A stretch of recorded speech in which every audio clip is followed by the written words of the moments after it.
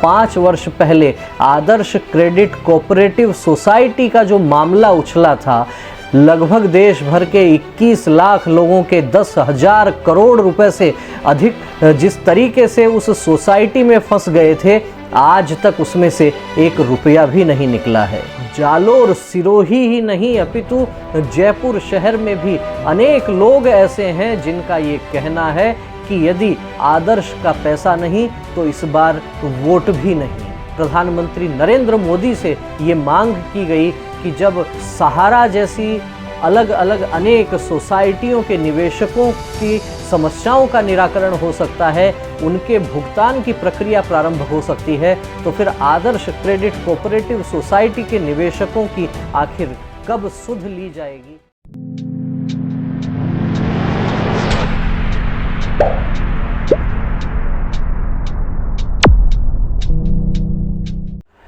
नमस्कार, मैं हूं विवेकानंद शर्मा और आप देख रहे हैं the Vivek views. The Vivek views के इस एपिसोड में हम लेकर आए हैं आपके लिए कुछ विशेष जानकारियां, और वो जानकारी है भारतीय जनता पार्टी के लिए हम कह सकते हैं कि बहुत अहम जानकारी वो हो सकती है। दिसंबर में विधानसभा चुनाव होने हैं और कहा जा रहा है कि भारतीय जनता पार्टी का मुख्य मुकाबला कांग्रेस पार्टी से है।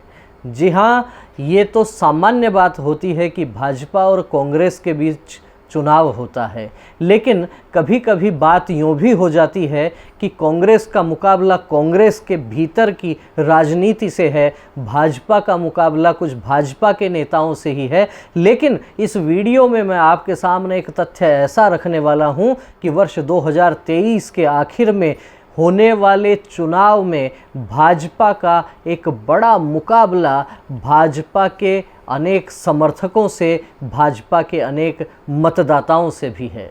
जी हाँ, ये बात मैं इसलिए कह रहा हूँ कि राजस्थान में आपको ध्यान होगा 5 वर्ष पहले आदर्श क्रेडिट कोऑपरेटिव सोसाइटी का जो मामला उछला था, लगभग देश भर के 21 लाख लोगों के 10,000 करोड़ रुपए से अधिक जिस तरीके से उस सोसाइटी में फंस गए थे, आज तक उसमें से 1 रुपया भी नहीं निकला है। प्रधानमंत्री नरेंद्र मोदी का लगातार जिस तरीके से सुशासन पर जोर रहता है, जिस तरीके से सांस्कृतिक पुनरुद्धार की बातें उन्होंने न केवल कही हैं अपितु धरातल पर भी उनको लेकर बड़ा काम हुआ है। वैश्विक स्तर पर भारत, भारतीयता और भारतीयों का सम्मान बढ़ा है। विकास के क्षेत्र में, आर्थिक क्षेत्र में भारत नए नए पायदान पर पहुंचा है। लेकिन लोग कहते हैं कि मोर नाचता ही नाचता है, पैरों को देखकर आखिर उसे रोना पड़ता है। कमोबेश इसी प्रकार की स्थिति राजस्थान में देखने को मिल रही है। हमारी बात हुई राजस्थान के अलग अलग क्षेत्रों में भारतीय जनता पार्टी के अनेक समर्थकों से, शुभचिंतकों से, मतदाताओं से, और उनमें खासतौर पर जो अंडर करंट की बात सामने आ रही है, और जालोर सिरोही ही नहीं अपितु जयपुर शहर में भी अनेक लोग ऐसे हैं जिनका ये कहना है कि यदि आदर्श का पैसा नहीं तो इस बार वोट भी नहीं। जालोर सिरोही में ये बात कुछ अधिक जोर शोर से उठाई जा रही है कि आदर्श का पैसा नहीं तो वोट नहीं, और बात केवल यहाँ तक ही रुकी नहीं है। भारतीय जनता पार्टी ने जिस तरीके से प्रदेश में अभी 4 परिवर्तन यात्राएं निकाली हैं, जब परिवर्तन यात्रा सिरोही जिले में गई तो वहाँ पर भारतीय जनता पार्टी के कार्यकर्ताओं को, पदाधिकारियों को विरोध का सामना भी करना पड़ा।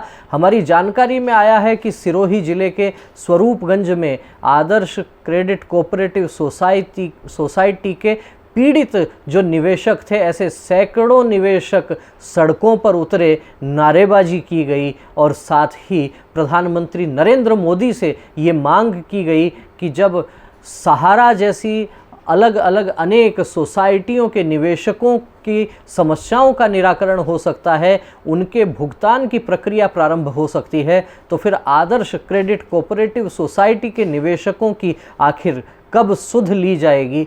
यहाँ ये बात बताना बहुत आवश्यक है कि Adarsh credit cooperative society multi state cooperative society थी। देश भर में ऐसा बताया जाता है कि उसकी लगभग 1000 के आसपास ब्रांचेज थी, लेकिन उन 1000 में से ऐसा कहा जाता है कि लगभग 450-500 के आसपास जो ब्रांचेज हैं वो उनकी राजस्थान में थी। कुल 21 लाख निवेशक बताए जाते हैं और उनमें भी एक अनुमान के आधार पर यह कहा जाता है कि लगभग 8 से 10 लाख निवेशक राजस्थान के हैं। जब मेरी बात हुई अनेक लोगों से तो उसमें से ये बात भी निकल कर आई कि लगभग 3 से 4 लाख निवेशक आदर्श कोऑपरेटिव सोसाइटी की इस तरीके के निवेशक थे जिनका लाखों रुपया उस सोसाइटी में पिछले 5 वर्ष से अटका हुआ है। आदर्श क्रेडिट कोऑपरेटिव सोसाइटी के मुद्दे को लेकर पूरे देश में 21 लाख निवेशक, 4500 कर्मचारी और 3 लाख एजेंट मरणासन पर है और ये बीजेपी सरकार हमारी कोई नहीं सुन रही है। जब तक आदर्श से पैसा नहीं मिलेगा तब तक हम बीजेपी को वोट नहीं करेंगे और बीजेपी को भारी मतों से हराने की कोशिश करेंगे। जब से आदर्श का पैसा नहीं मिलेगा मैं भारतीय जनता पार्टी को वोट नहीं करूंगा। हमको हमारा आदर्श सोसाइटी का पैसा नहीं मिलेगा तो बीजेपी को वोट नहीं मिलेगा। आदर्श क्रेडिट कोऑपरेटिव सोसाइटी को डुबोने वाली सरकार भारतीय जनता पार्टी बीजेपी को मैं वोट नहीं दूंगा, नहीं दूंगा, नहीं दूंगा, किसी भी कीमत पर नहीं दूंगा और न ही किसी मेरे सगे संबंधियों को वोट देने दूंगा।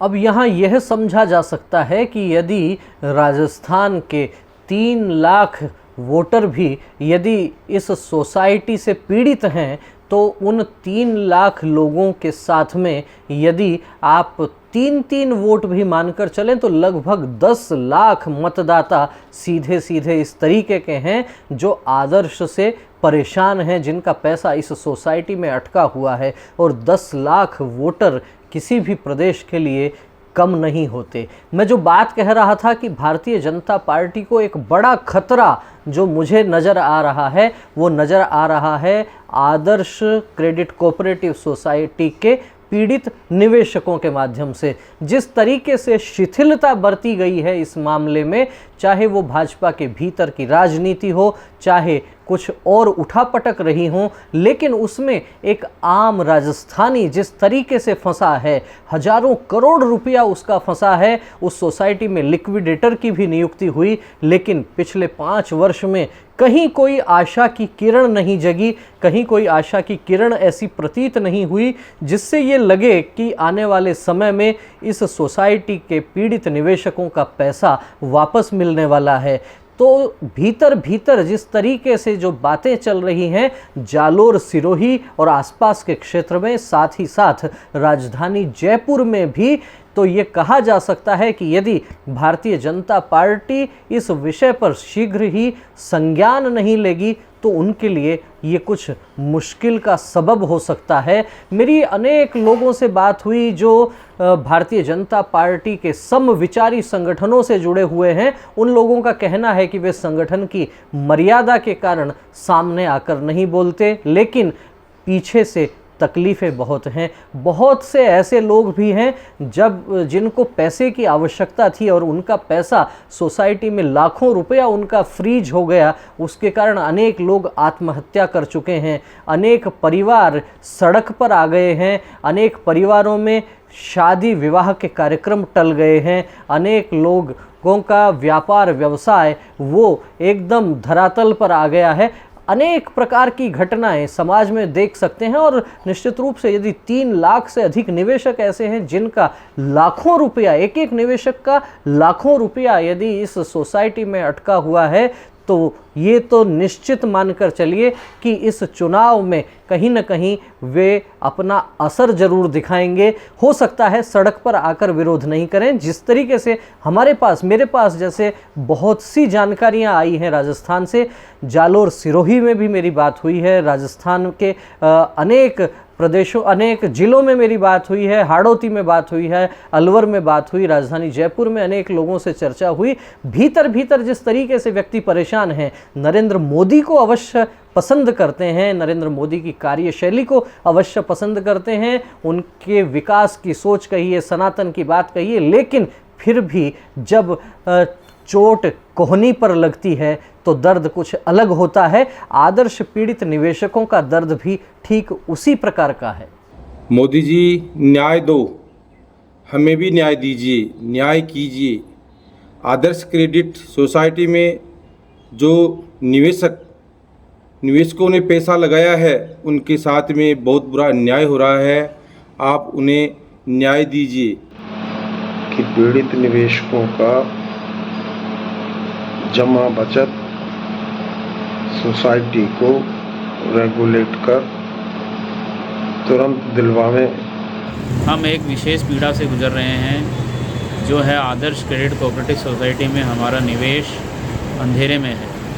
जिस प्रकार से सहारा इंडिया में एक उम्मीद जगाई है आपने, उसी प्रकार आदर्श क्रेडिट कोऑपरेटिव सोसाइटी के लिए भी कोई ना कोई योजना बनाएं। तो निश्चित रूप से कहा जा सकता है कि आने वाले समय में यदि भारतीय जनता पार्टी इस विषय को लेकर कोई ठोस योजना बनाती है, यदि निवेशकों को लगता है कि हाँ, उनकी समस्या के निराकरण के लिए सरकार गंभीर हो गई है, भारतीय जनता पार्टी गंभीर हो गई है, और जब सहारा के निवेशकों के लिए प्रक्रिया प्रारंभ हो चुकी है, तो ऐसे में ये कहा जा सकता है कि आदर्श पीड़ितों के लिए आखिर खुशखबरी कब आएगी।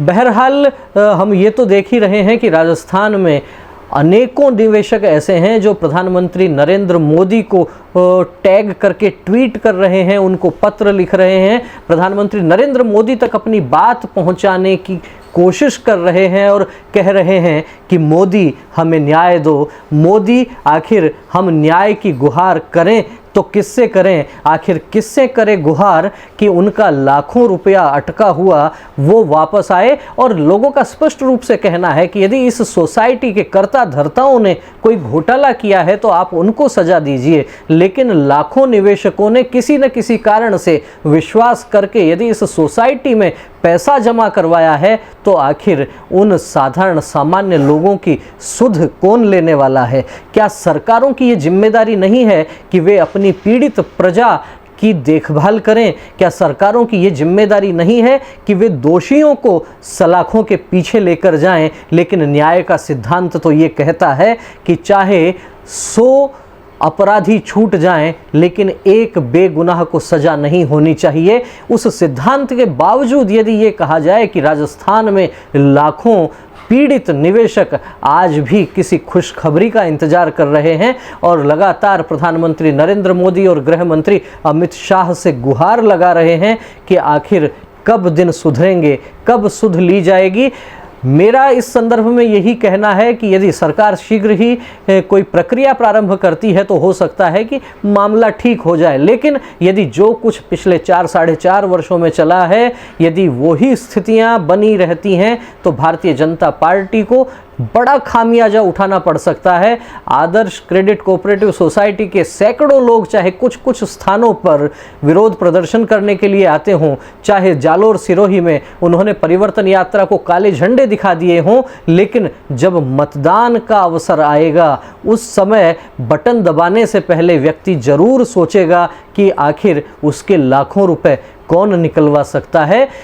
आपका इस विषय में क्या कहना है? क्या कहना है आदर्श क्रेडिट कोऑपरेटिव सोसाइटी के घोटाले पर? क्या कहना है पीड़ित निवेशकों पर? और क्या कहना है केंद्र सरकार से? कमेंट करके हमें अवश्य अवगत करवाइए। हमारा प्रयास रहेगा कि इस विषय से संबंधित और भी कोई जानकारी आएगी तो आपके पास शीघ्रता से हम उसे पहुंचाने का प्रयत्न करेंगे। वीडियो अच्छा लगा हो तो इसे लाइक कीजिए, अधिक से अधिक लोगों तक शेयर कीजिए, और द विवेक व्यूज को यदि सब्सक्राइब नहीं किया है तो चैनल को अवश्य सब्सक्राइब कीजिए। फिर मिलेंगे एक नए विषय के साथ, एक नए वीडियो के साथ। तब तक आप देखते रहिए द विवेक व्यूज। बहुत बहुत धन्यवाद। नमस्कार।